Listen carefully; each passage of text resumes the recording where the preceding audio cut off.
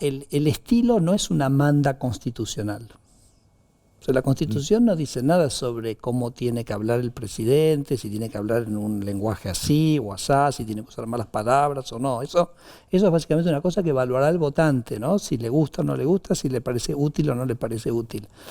La manda constitucional para un presidente es respetar las instituciones, respetar la ley, buscar los respetar el Congreso buscando los votos. Nosotros tuvimos un proceso, la ley Bases fue la ley que más tiempo tardó debate de todas las leyes en la historia parlamentaria argentina. Bueno, también estoy con el ministro de Regulación del Estado, Federico Sturzenegger. Ministro, la primera pregunta que te quiero hacer es ¿qué es lo que más te sorprendió cuando abriste el Estado y te encontraste con ese Estado tan desquiciado después de 40 años de gobiernos radicales, peronistas? ¿Qué es lo que más te sorprendió? El abuso. El abuso del Estado, no poniéndolo al servicio de la gente, sino poniéndolo al servicio de los partidos políticos, de la política, del interés propio, de la corrupción. Es flagrante, es evidente, lo encontrás en todos lados. Porque hay resoluciones que dicen eso, que bueno, no lo dicen de frente, pero digo, terminan beneficiando a la política. Pero por supuesto, vos te acordás hace unos meses, por dar un ejemplo, ¿no? ¿Te acordás el tema de los seguros del Banco Nación? Porque sí, van pasando los temas y parece como que nos olvidamos. Pero fíjate lo grotesco que era eso. Eso básicamente se decía que el Estado tenía que contratar un broker para contratar con una empresa determinada que era del propio Estado. Claro. ¿Me seguís? Entonces era flagrante, era evidente. Contrataban a privados para que el Estado contrate, haga acuerdos consigo mismo, ¿no? Entonces digo, eso vos lo encontrás en todos lados. La verdad que cuando vos revisás los decretos de Alberto Fernández es uno tras otro de concesiones, regalos, transferencias de ingresos a sindicatos, a personas, a asociaciones. Pero son muchísimos años, ¿no? de capas geológicas, de burocracia. ¿Alguna vez te escuché decir que inclusive estaban vigentes resoluciones y decretos del gobierno militar? Bueno, sí, nuestro marco legal tiene una gran impronta de los gobiernos militares. Yo siempre digo que uno de los grandes, digamos, desastres que tuvo este país fue el gobierno de Onganía. Onganía es porque vos me preguntabas qué me sorprendió, ¿no? Yo te contesté un poquito del Estado, ¿no? El abuso, el exceso. Y después tenés otra cosa que me sorprendió, es el marco regulatorio, ¿no? El marco regulatorio que está lleno de curros, de arreglos, de privilegios, de prebendas, muchas ocultas que no se pueden ver por ningún lado. Argentina, alguna gente lo llama esto la república corporativa, ¿no? Claro. O sea, un entramado institucional en favor, que yo siempre digo que el gran gestor de esa república corporativa es el peronismo. Por eso digo que el peronismo es el partido conservador de Argentina, porque es el partido de los intereses. Es el partido de Pablo Moyano y el partido de los Filiberti, digo como para ilustrarlo, ¿no? Que es lo que uno tiene en la cabeza. Filiberti es el gran proveedor de cloro, de obras sanitarias. Que tenía, ¿te acordás? El yate más grande en el Mundial de Qatar, ¿no?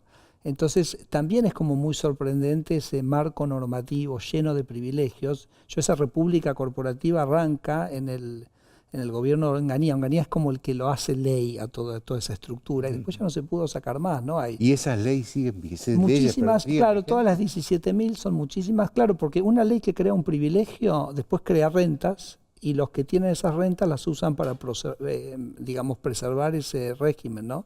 Pero fíjate qué dramático ha sido esto para Argentina, porque yo nací en el año 66, ¿no? Creo que ese momento, creo que llegaba Onganía.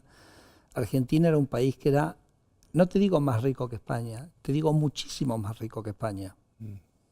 De hecho, España lo pasa en ingreso per cápita Argentina en el año 75. O sea, y hoy no nos podemos comparar en ingresos. 10 años desde ese momento, desde el principio de los años 70, fines de los años 60, Argentina deja de crecer, crece medio punto por año per cápita, que es una de las performances de crecimiento más pobres del mundo.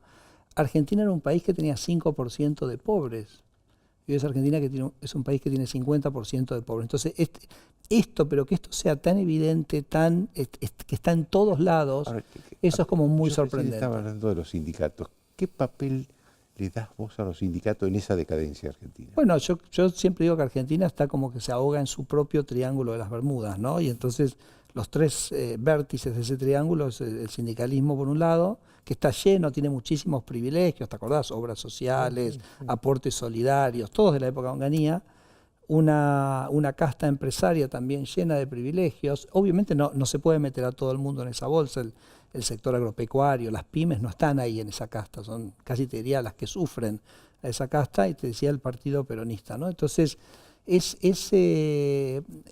ellos básicamente lo que no quieren las reformas, porque tanto los sindicalismos como esa casta empresaria están contentos con este marco, ¿no? Ahora, con esta economía donde ellos por ahí tienen algún beneficio y algún privilegio. Es imposible pensar en un país distinto sin una reforma laboral.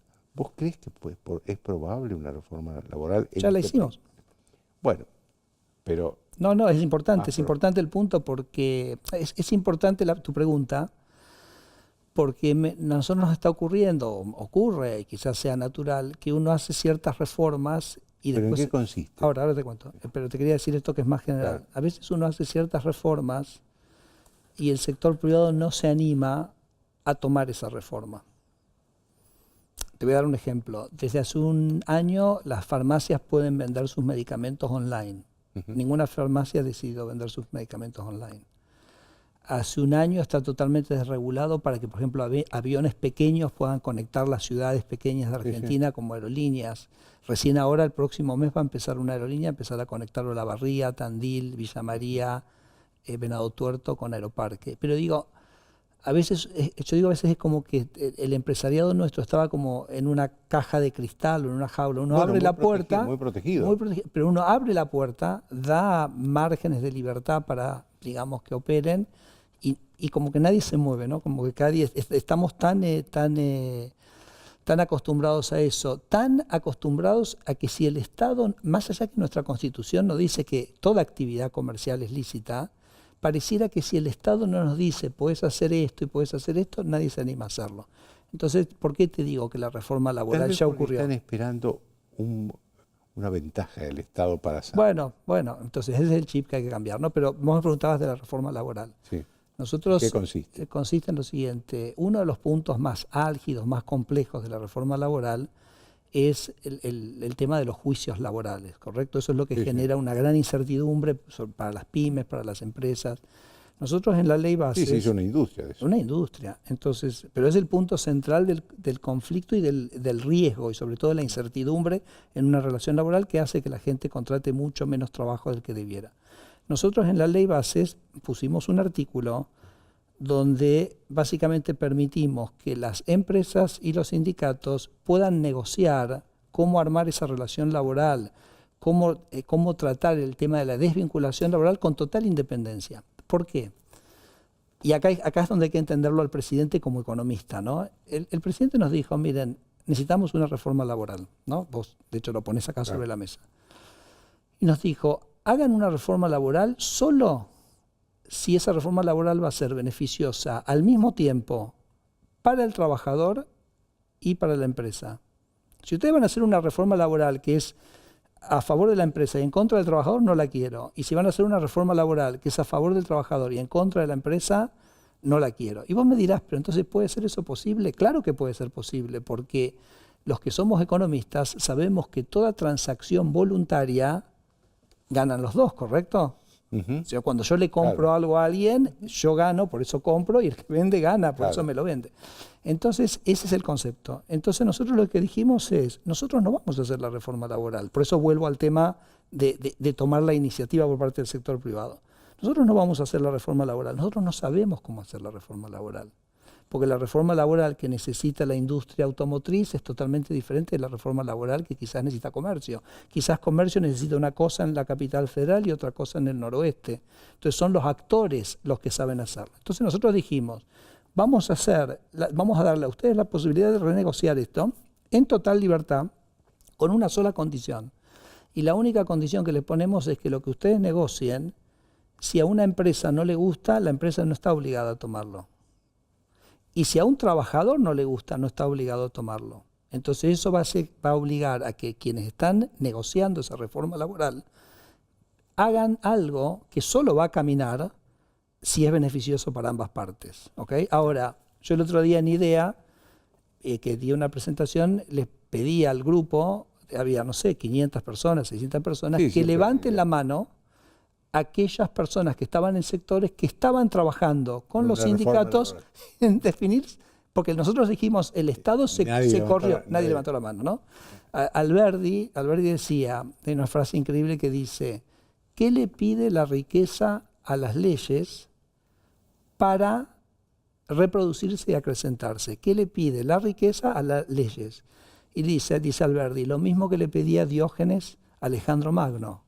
No me hagas sombra. ¿Te acordás de Diógenes que estaba ahí, que se comete el sol y que no tenía nada? Entonces, nosotros, este gobierno de Javier va a sacar la sombra que el Estado le hace a la actividad privada.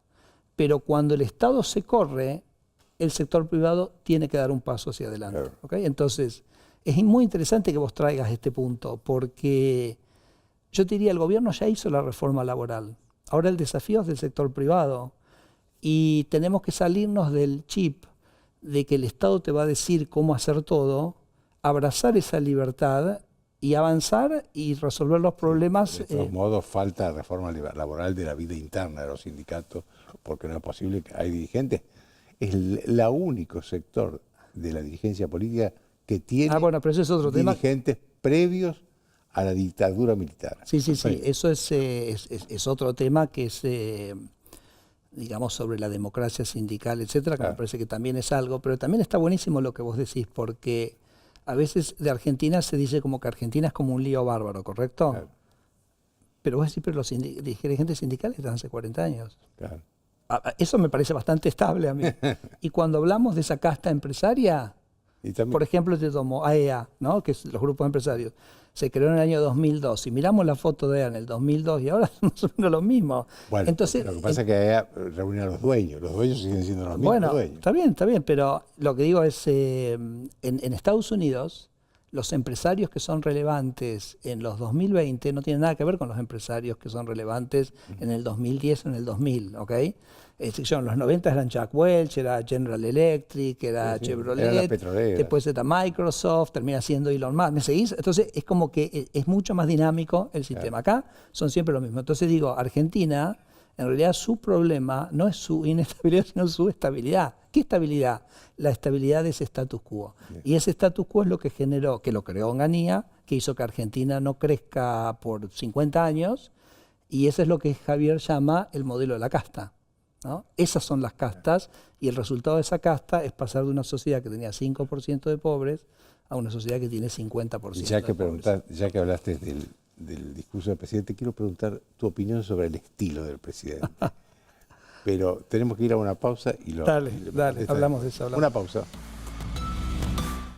Estoy con Federico Sturzenegger, que es el ministro de Desregulación del Estado, y le había hecho una pregunta que no respondió porque vino a la pausa, sobre el estilo del presidente. A ver, ¿qué opinas del presidente? Porque es un estilo disruptivo, no es un estilo que tuvieron los presidentes argentinos recientes, los últimos 40 años.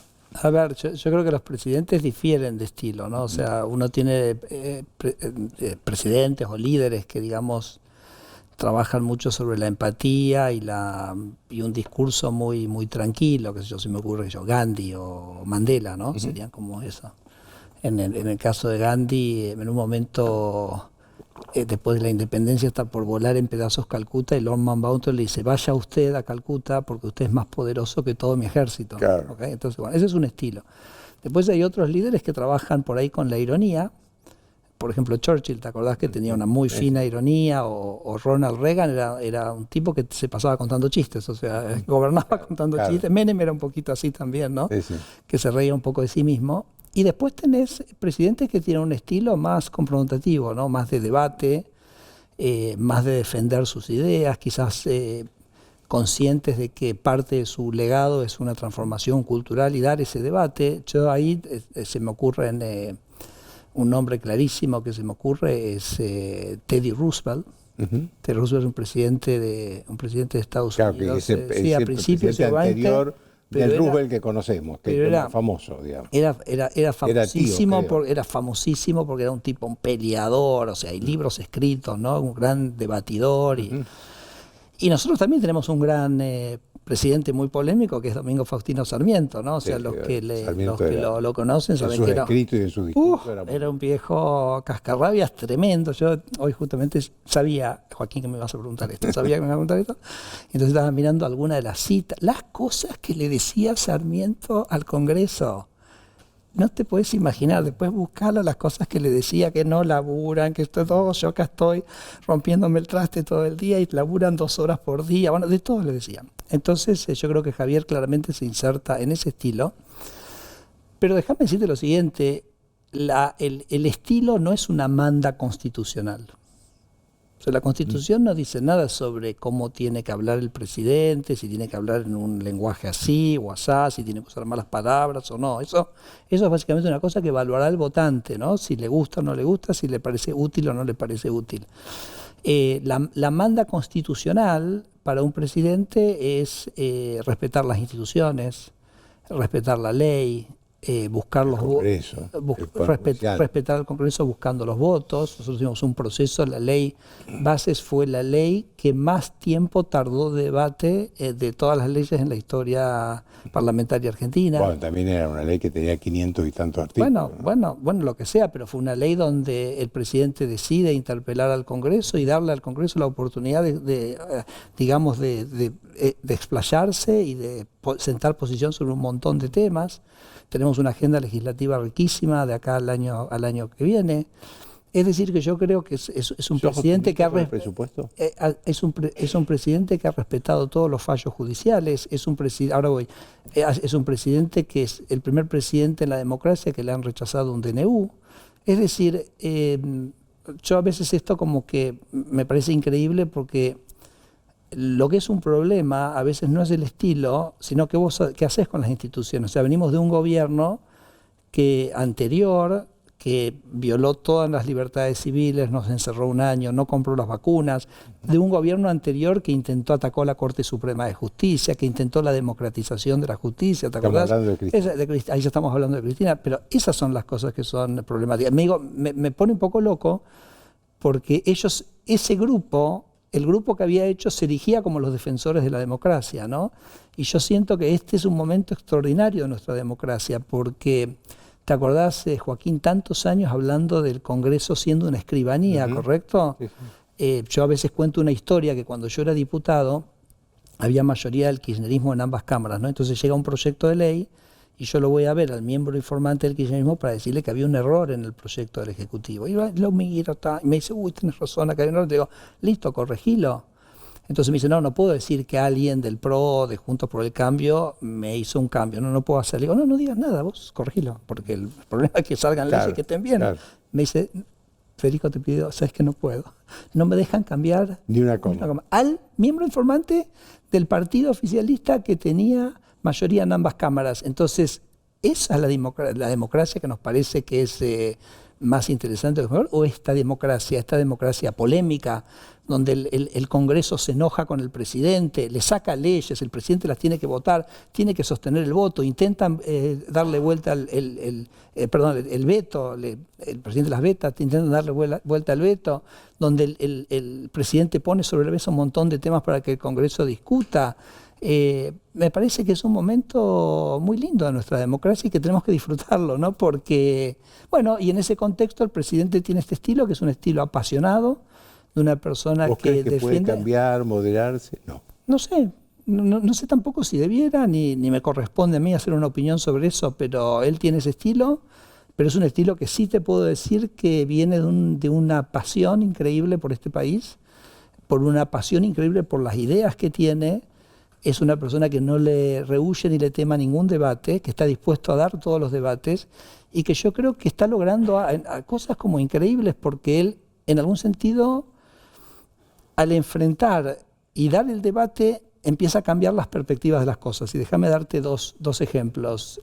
Obviamente la oposición sabe perfectamente que si el presidente Milei consolida el superávit fiscal, esta cosa, lo hablábamos en el corte, increíble que ha logrado junto con su ministro de Economía, Luis Caputo, que en un mes ha logrado el superávit fiscal y que se ha mantenido en el tiempo, la oposición sabe perfectamente que eso va a estabilizar la economía, que eso va a hacer que Argentina vuelva a crecer. Vos mencionabas en el arranque la baja de riesgo país, el nivel de actividad económica ya está por encima de cuando Javier asumió. Entonces, claro, dicen cómo hacemos para que, cómo lo ponemos en una situación incómoda para quebrarle ese equilibrio fiscal, ¿ok? Como para debilitarle esta política tan potente que él tiene. Entonces el primer tema que eligieron fue el de las jubilaciones. Pero el Congreso, yo a veces digo, el Congreso operó como un niño que dice, vamos a gastar esto sin tomar conciencia de cómo se financia, ¿no? ¿Viste cuando un niño le pide a los padres, comprame esto, comprame aquello, y el niño no tiene conciencia de lo que van las cosas? Entonces el Congreso operó como un niño y se encontró con un presidente que era adulto, porque el adulto sí tiene que tomar conciencia de que si algo se gasta, hay que conseguir los financiamientos o hay que financiarlo ese gasto. Entonces el presidente dijo, yo voy a vetar todo proyecto de ley, no porque uno tenga ningún problema con que las jubilaciones suban, simplemente porque es irresponsable fiscalmente, es volver a esa Argentina de inflación y de 50 años de decadencia aceptar un proyecto. Y yo creo que la sociedad lo compró y gracias a Dios que el Congreso también, porque pudimos sostener el veto del presidente. Y lo mismo ocurrió, te termino con esto, con lo de las universidades, ¿no? O sea, el conflicto de las universidades empezó como una puja salarial. El presidente dijo, miren, acá no se está en discusión la educación pública, ni siquiera está en discusión que la universidad no sea arancelada. Eso lo tomamos como un aspecto eso, que la sociedad lo acepta. Ojo, con una clarificación, la universidad pública no es gratuita. Es no arancelada, pero no es gratuita, porque la tienen que pagar todos los argentinos. Nada es gratis. Nada es gratis, pero esto es obvio. Entonces el presidente lo que dijo es, ok, nosotros a los docentes universitarios le dimos el mayor aumento salarial, recompusimos el gasto de financiamiento que Alberto Fernández y Massa habían congelado durante 14 meses de manera nominal con una inflación del 200%, ¿correcto? Pero entonces el presidente lo que dice, ¿pero dónde va el resto de la plata? La que no va a los docentes, la que no es para gasto de funcionamiento, esos contratos que tiene la política que usa la universidad. Vamos a auditar eso, ¿no? Y entonces de repente transformó un debate que supuestamente lo iba a hackear al presidente con un pedido de demanda salarial en básicamente una interpelación sobre cómo se gasta. Y déjame anticiparte, Joaquín, que no sé si llegamos esta semana o la semana que viene, vamos a sacar 3 resoluciones donde básicamente vamos a estar, de alguna manera, las universidades son autónomas, ¿no? O sea, pueden gastar en lo que quieran. Y la autonomía universitaria está en la Constitución, eso no está, pero las universidades son públicas. Entonces, el hecho que las universidades decidan gastar, que ellas decidan cómo gastar, qué gastar, no quiere decir que ellos también tengan libertad para decir cómo gastar. Entonces, los gastos de la universidad los vamos a incluir dentro del sistema de compras públicas. Las universidades van a decidir qué, pero van a tener que tener la transparencia de cualquier compra pública. Los salarios y los gastos van a tener que estar registrados en el CIDIF, que es el sistema, digamos, de gestión de gastos del sector público, y vamos a prohibir los contratos interadministrativos entre el sector público y las universidades. A lo que voy y te termino. Fíjate cómo dio vuelta la taba Javier. Un debate que intentaba hackearlo, que intentaba hacer un reclamo de aumento salarial, se convirtió básicamente en una interpretación sobre cómo gastan las universidades y vamos a salir de ese proceso con universidades mucho más transparentes. Te agradezco muchísimo. No, gracias a vos. Gracias por haber estado acá. Es la marcha del león, rugiendo cada vez.